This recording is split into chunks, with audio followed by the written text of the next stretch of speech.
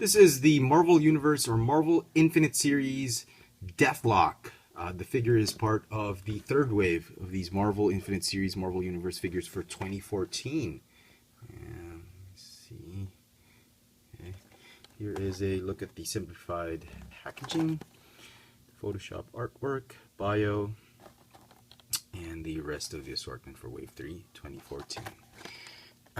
This figure I think is based off the original Deathlok, because if you're reading Deathlok now for 2015, they sort of, I think they did a different take on it. I read a couple of issues on it, and he's like a sleeper agent.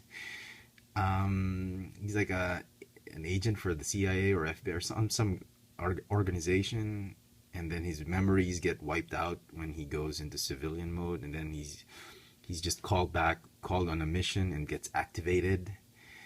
Something like that. I don't know if that's the original Deathlok or it's a completely new guy, but the story seems to be new, because when Deathlok first appeared, he was a intergalactic, interdimensional, interuniversal transporter from the future, traveler from the future. And as I recall it, the bio says that he's a U.S. Army colonel that suffered injuries, and he got trapped in the cybernetic super soldier body. There's so many versions of Deathlok. There's like a serial killer with the serial killer body that merged with a heroic mind or something like that. But regardless of whatever version he is, he's this cyborg warrior. I think this is the version of, if DC Comics has cyborg, this is what Marvel has, sort of. I think. I don't know. Nevertheless, we're here to talk about the toy. It really will depend on you on which one you'd like to see this guy as the newer, more modern Deathlok, or the older, more classic Deathlok. So here he is. He uses the medium-sized male body mold, the more modern male body mold for the Marvel Universe figures. The latest male body molds, and with increased articulation that was made by the team of David Vonner before he left Marvel. And it has amazing details. I was so surprised at how well this thing came out. Even the neck, I think, has been retooled just to fit his body and his head. I don't know, I could be wrong, but it's a very nice sculpt. Paint apps on the figure, immaculate. There's hardly anything I could nitpick on. If there ever was something wrong with it, it's probably that a little bit white paint on his right eye that probably needs work. It should be just more aligned or something, but it's such a small thing.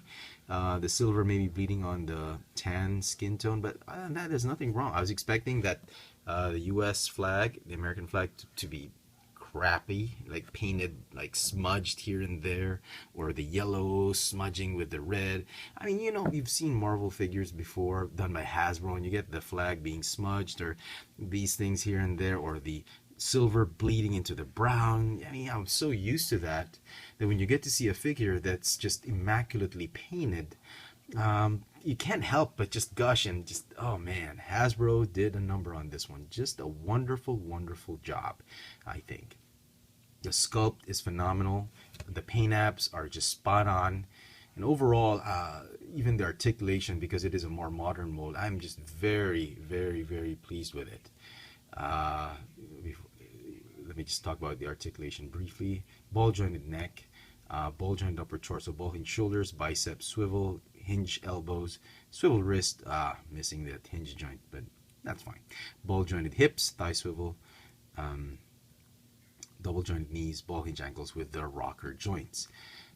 He's got a removable backpack and different colored weapons of Cable.